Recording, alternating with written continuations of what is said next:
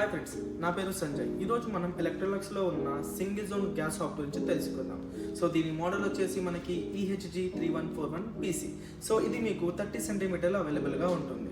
So దీని burner capacity గురించి మనం మాట్లాడుకుంటే 4.5 కిలోవాట్ అవైలబుల్లో ఉంటుంది. సో దీంట్లో మనం డ్యూయల్ వర్క్ బర్నర్స్ ప్రొవైడ్ చేస్తాం. సో మీరు లో, medium and high end cooking కోసం మీరు పర్ఫెక్ట్గా యూజ్ చేయొచ్చు. అండ్ ఆటోమేషన్ పర్పస్ మనం బ్యాటరీ ఆపరేషన్ ప్రొవైడ్ చేస్తాం. సో దీనికోసం మీరు సెపరేట్గా సర్క్యూట్ అనేది ప్రొవైడ్ చేయాల్సిన అవసరం లేదు. అండ్ దీంట్లో మీకు FFSD flame failure safety device అనే ఆప్షన్ ప్రొవైడ్ చేస్తాం. సో స్పిల్లేజ్ వల్ల కానివ్వండి, లేకుంటే ఎనీ రీజన్ వల్ల కానివ్వండి, ఫ్లేమ్ ఆగిపోయింది అంటే ఆటోమేటిక్గా గ్యాస్ కట్ ఆఫ్ ఉంటుంది. సో దీన్ని మీరు 2-in-1 ప్రొవిజన్లో యూజ్ చేయొచ్చు. లైక్ మీరు బిల్డింగ్గా కూడా వాడచ్చు. ఒకవేళ మీరు కౌంటర్ టాప్గా కూడా వాడాలి అనుకున్నప్పుడు మీరు కౌంటర్ టాప్గా కూడా యూజ్ చేయొచ్చు. దీనికి లెగ్స్ కూడా ప్రొవైడెడ్ ఉంటుంది. మనం ఒక థిక్ గ్యాస్కెట్ అనేది ప్రొవైడ్ చేస్తూ ఉంటాం. సో మీరు బిల్డింగ్గా చేసినప్పుడు కొద్దిగా గ్యాప్స్ అనేవి ఉంటూ ఉంటాయి.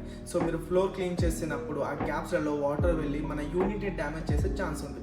సో దాన్ని ప్రివెంట్ చేయడానికి ఆ గ్యాప్స్లో కూడా ఇన్సెక్ట్స్ వెళ్ళే ఛాన్స్ ఉంటుంది. సో దీన్ని కూడా ప్రివెంట్ చేయడానికి ఈ గ్యాస్కెట్ అనేది యూజ్ అవుతుంది. సో మనం దీంట్లో టఫ్ అండ్ గ్లాస్ 8mm థిక్నెస్లో ప్రొవైడ్ చేస్తాం.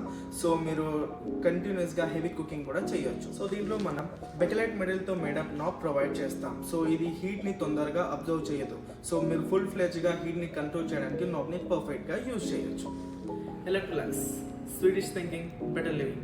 Thanks for watching. Subscribe for more such informational videos.